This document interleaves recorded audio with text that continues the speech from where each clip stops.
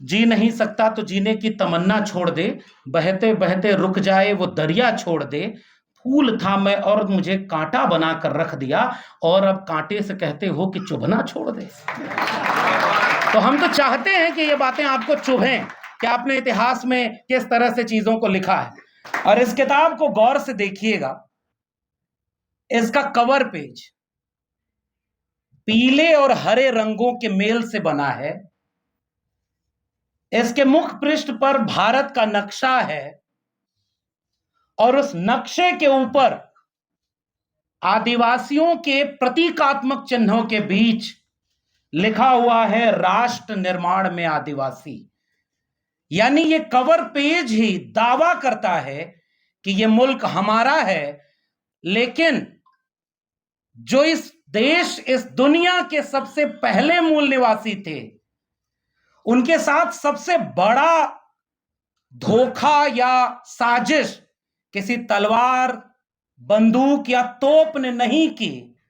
उसके साथ सबसे बड़ी साजिश कलम ने की, जिनके ऊपर यह हक था कि वो इतिहास में दर्ज करेंगे उन आदिवासियों के इतिहास को भी। उन्होंने धोखा किया, तो जो कलम ने धोखा किया, उस धोखे का हिसाब करने के लिए आदिवासियों ने खुद अपने हाथ में कलम उठाई है। और जितेंद्र मीणा को मैं बहुत बधाई देता हूं कि उन्होंने इस तरह की शानदार कोशिश यहां पर की है।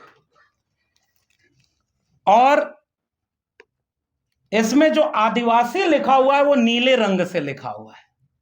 और यहां संपादक आशीष जी हैं और प्रकाशक हैं। मैं आप सबका ध्यान इधर आकर्षित कराना चाहता हूं, और इसलिए आकर्षित करना चाहता हूं कि कुछ चीजें होती हैं, जैसे मैं बचपन में जब गाड़ी चलाना सीखा तो बहुत, मैं ये नहीं बोलने वाला था कि मैं भी बचपन में आदिवासियों के बीच रहा करता था। मैं बिल्कुल उधर नहीं जा रहा। मेरा तो आदिवासियों से जन्मों जन्मों का नाता है। ये वाक्य नहीं बोल रहा हूं, मैं एक किस्सा सुनाना चाह रहा था कि जब अपने से गाड़ी चलाना होता था अकेले तो लगता था कि हमें अच्छी ड्राइविंग आती है, लेकिन जब कोई बहुत खास परिवार का बैठ जाता था तो हाथ कांपते थे। अब कोई अगर लेखक हो तो उसकी किताब पर बोलना आसान है, लेकिन लेखक से पहले कोई मित्र हो तो जोखिम भरा है कि भाई आप क्या बोलेंगे, संभल के बोलना। फिर भी मैं कुछ बातें इतिहास के थोड़े से पुराने पन्नों को उधेड़ते हुए, प्रोफेसर अंशु कुमार और प्रोफेसर मनोज झा यहाँ बैठे हुए हैं, प्रोफेसर सोना झरिया मिंज बैठी हुई हैं, मैं थोड़ा सा कुछ साल पहले पन्ना पलटना चाहता हूं। शायद दिसंबर या जनवरी का महीना था, साल 2018-19, और इस देश में 13 पॉइंट रोस्टर आया था। और इसीलिए मैं कह रहा हूं इस मंच पर यह बात बोलनी चाहिए, क्योंकि ये सारे लोग जो मंच पर हैं वो सारे उस आंदोलन से जुड़े हुए हैं। और उस समय पूरे देश में रोस्टर आंदोलन के खिलाफ जो अगुवाई थी वो दिल्ली विश्वविद्यालय ने की थी, उनमें हम लोग शुमार थे।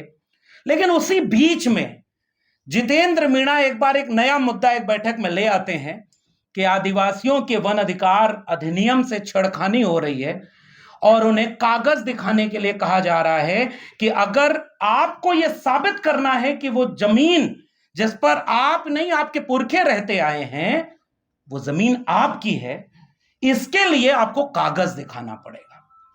हम लोग भी समझे कि ये कौन सा मुद्दा है, इस पर हम लोग क्या करेंगे क्या नहीं करेंगे।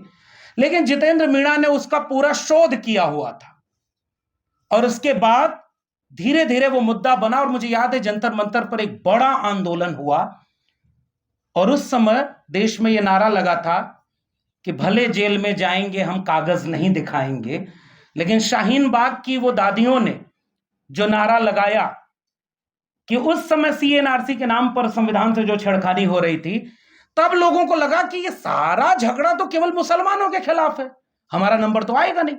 लेकिन जब आदिवासी समाज का पूरे देश में आंदोलन खड़ा हुआ कि आप जो कागज मांग रहे हो असल में आपका निशाना हमारी जमीन है, और उस जमीन के नीचे जो खनिज संसाधन है जो हमारे हैं उसे आप छीनना चाहते हो।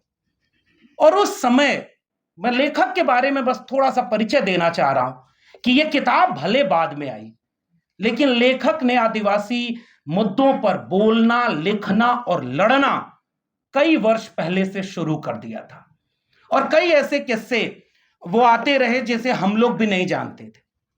बाद के दिनों में तमाम लोग प्रोफेसर हैं, अब जैसे प्रोफेसर मनोज झा जी बैठे हुए हैं, संसद में मैंने एक वीडियो देखी कि ये दो लोग उधर से जा रहे हैं, सामने से कोई विपक्ष का सांसद आ रहा है तो अभिवादन की शैली में कर रहा है, गली गली में शोर है। अब आगे वाला नहीं बोलता हूं क्योंकि संसद के परिसर वाली बात है। तो ये माहौल है। कल को कोई आपका आरक्षण चुरा रहा था, आज कोई वोट चुरा रहा है, कल आपका जल, जंगल, जमीन, शिक्षा, अधिकार, हक सब कुछ चुरा लेगा अगर इस तरह की किताबें नहीं आएंगी तो, जो बताएंगी कि आपको किस चोरी से बचना है।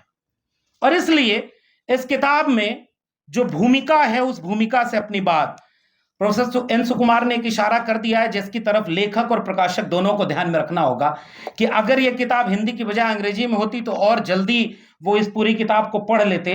और मैं उम्मीद करता हूं कि अगला कार्यक्रम अंग्रेजी संस्करण के साथ हो, ताकि अंग्रेजी दान लोग भी आदिवासियों के इतिहास को पढ़ें और जानें।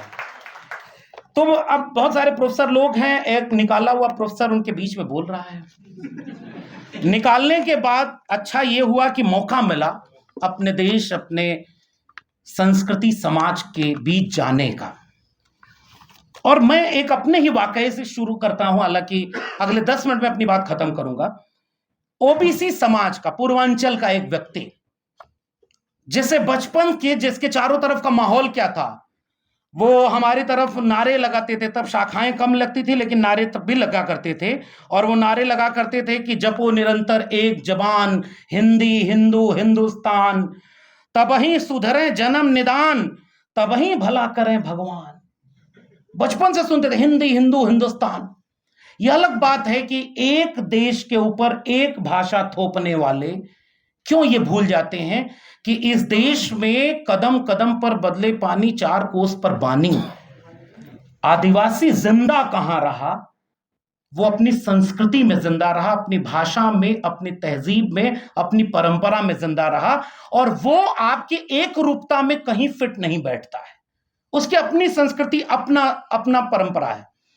अभी इसी 9 अगस्त को विश्व आदिवासी दिवस के दिन मैं मध्य प्रदेश और महाराष्ट्र के बॉर्डर इलाके में, सुदूर इलाका, जहां एयरपोर्ट से उतर के भी आपको 5-6 घंटे, उधर से फोन आया तो मैंने कहा कि बहुत दूर है, मैं कैसे आ पाऊंगा। उन्होंने कहा सर, राजमार्गों और हवाई अड्डों के इतने करीब अगर आदिवासी रहते तो आज हाशिए पर नहीं रहा करते। उन तक पहुंचने के लिए आपको कई किलोमीटर ऐसी जगह जाना होगा जहां सड़कें अच्छी नहीं होंगी, जहां रास्ते अच्छे नहीं होंगे। फिर तुरंत कोई पलट कर कहेगा कि सड़क बनाने जाते हैं तो आप विरोध करते हैं। लेकिन सवाल यह पूछा जाएगा कि आप विकास का चेहरा दिखाकर विनाश उन पर थोपते हैं। मैं गया वहां तो रास्ते में जहां जहां मौका मिला आदिवासी समाज के लोग स्वागत कर रहे थे। मैंने उस वीडियो को पोस्ट किया और प्रोफेसर मनोज इस बात को समझेंगे, क्योंकि जिस डिकास्ट होने की बात को हम लोग कहते हैं, आप सोचिए कि इस मंच पर अधिकांश लोग, जब प्रोफेसर एन सुकुमार बोल रहे हैं या प्रोफेसर सोना झरिया मिंज बोल रही हैं या हम लोग, तो उसकी भी अपनी एक लोकेशन, एक पॉलिटिकल और सोशल लोकेशन है। और प्रोफेसर मनोज झा भी हैं जो लड़ाई ही सोशल जस्टिस की लड़ते हो। उन्होंने तिलक लगाया हल्दी का और चावल से, जो पीली हल्दी में लिपटे हुए चावल थे, उसको माथे पर ऐसे तिरछा लगाया, पीले गमछे को सर में बांधा और उस चावल से ऐसे छिड़काव किया। और उनकी थाली में एक दीपक था और उसके बगल में नारियल रखा हुआ था। मैं बड़ा संकोच के साथ इस वीडियो को फेसबुक पर या ट्विटर पर लगाना चाह रहा था कि लोग कहेंगे कि जिस मनुवादी संस्कृति का आप विरोध करते हैं आप उसी का पालन करने लगे। लेकिन फिर भी मैंने कहा कि जरा इसका एक टेस्ट करता हूं, जैसे मैं यहां एक टेस्ट करता हूं। दिल्ली के सबसे एलीट क्लब में यह बैठक हो रही है। झारखंड के एक सुदूर आदिवासी इलाके में जब मैं वहां गया तो वहां सबसे, वो भी आदिवासी दिवस का कार्यक्रम था, उन्होंने पहले पूजा करने के लिए वहां मुझे बुलाया। मैंने कहा साहब इतने कैमरे लगे हुए हैं, वहां जाके पूजा करना है? हम लोग उस परंपरा के तो है नहीं कि पूजा करने में मूर्ति के पीछे पहले कैमरामैन खड़ा हो तब जाकर के आप साधना लीन हो। वो फोटो छपती है तो लगता है कि आप महान पुजारी हैं। और देश में ऐसे समय जब पुजारी और नेता का फर्क भी मिट गया हो। लेकिन उन्होंने कहा साहब ये वो पूजा नहीं है। और जितेंद्र मीणा ने अपनी किताब की भूमिका में वो बात लिखी है। आपको पता ही नहीं चला साहब कि उस जगह पर जब उन्होंने अभिवादन किया, बुढ़ाल पेन्ना सेवा सेवा, मैं यहां आपसे दावे से कहता हूं किसी को इसका अर्थ ही नहीं पता होगा। जो आदिवासी समाज के लोग हैं वो जानते होंगे। बिरसा मुंडा ना सेवा सेवा, तिलका मांझी ना सेवा सेवा। What is the mean of सेवा? हमें पता ही नहीं। जब मैं मध्य प्रदेश और महाराष्ट्र के आदिवासी इलाकों में गया तो वहां सेवा जोहार का नारा लगता है, 7 रंग का झंडा होता है और उस पर तीर बने होते हैं। उनके अपने देव होते हैं, वो उनकी परंपरा होती है और उनके पूजा प्रकृति की पूजा है। वो एक मटके में मिट्टी रख करके उसमें गेहूं को जब आरोपित करते हैं और जब पहला अंकुर फूटता है तो उसे अपना देव मानकर उसकी पूजा करते हैं। पीला उसी से है, प्रकृति का रंग। इसीलिए ये बात भूल न जाऊं, इसलिए लेखक ने याद फिर दिला दिया है कि किताब का रंग पीला है। ये आदिवासी संस्कृति का द्योतक है और इस बात को आपको गौर से समझना चाहिए। इस भारत नक्शे में, मैं फिर से कह रहा हूं, एक बहुत बड़े लेखक ने एक बात कही कि 3 नक्शा भारत का उठाना। पहले नक्शे में जहां जहां जंगल हो उसको भर देना, दूसरे नक्शे में जहां जहां खनिज हो उसे भर देना और तीसरे नक्शे में जहां आदिवासी हो उसे रख देना। तीनों नक्शों को जब एक जगह करोगे तो वो कॉमन निकलेगा। यानी इस देश के जल जंगल जमीन को अगर किसी ने बचाया है तो वो आदिवासियों ने बचाया है, लेकिन विकास के नाम पर आप विनाश कर रहे हो आदिवासियों का भी और उस कुदरत का भी, जल जंगल जमीन का भी, जिसकी वो पूजा करते हैं। और इसलिए मैंने ये याद किया कि हम जिन पिछड़े समाज के ओबीसी, किसान, कृषक परिवारों के बीच से बचपन को याद करते हैं तो लगता है कि कृषि पूजा तो हमारे यहां भी हुआ करती थी। फसल बोई गई तब उसके फसल बोने के गीत हुआ करते थे।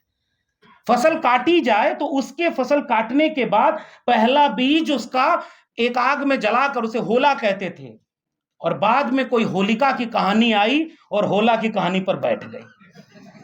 बाकी आप समझदार लोगों को इशारा काफी है। तो कैसे कैप्चर किया जाता है? और जितेंद्र मीणा ने अपनी किताब की भूमिका में यह बात बहुत साफ लिखी है कि इतिहास उन लोगों का कभी नहीं बनता जो अपने इतिहास को लिखते और दर्ज करते नहीं, और कमजोर लोगों का कोई इतिहास कभी कोई लिखता भी नहीं। इसलिए मैं जब उस पूरी परंपरा को देखा और फेसबुक के नीचे कमेंट को देखा तो सब लोग ये लिख रहे हैं कि भाई आप तो वही निकले, आप आरती करवा रहे हो, आप हल्दी और इसका वो। तब मुझे लगा कि इस देश में अभी पता ही नहीं लोगों को कि आदिवासियों की संस्कृति क्या है और वैसे ही कृषक समाज की संस्कृति क्या है। कृषक समाज की परंपरा, हमारे यहाँ ओबीसी घरों में भी आप पुरानी परंपरा में जाएंगे तो पीले गमछे से स्वागत होता है, हल्दी और चावल और दूब उस शादी में सबसे पवित्र मान करके उसकी पूजा होती है। तो कुदरत के बीच सबसे पहला रिश्ता उन्हीं लोगों का था जो जल जंगल जमीन से जुड़े थे।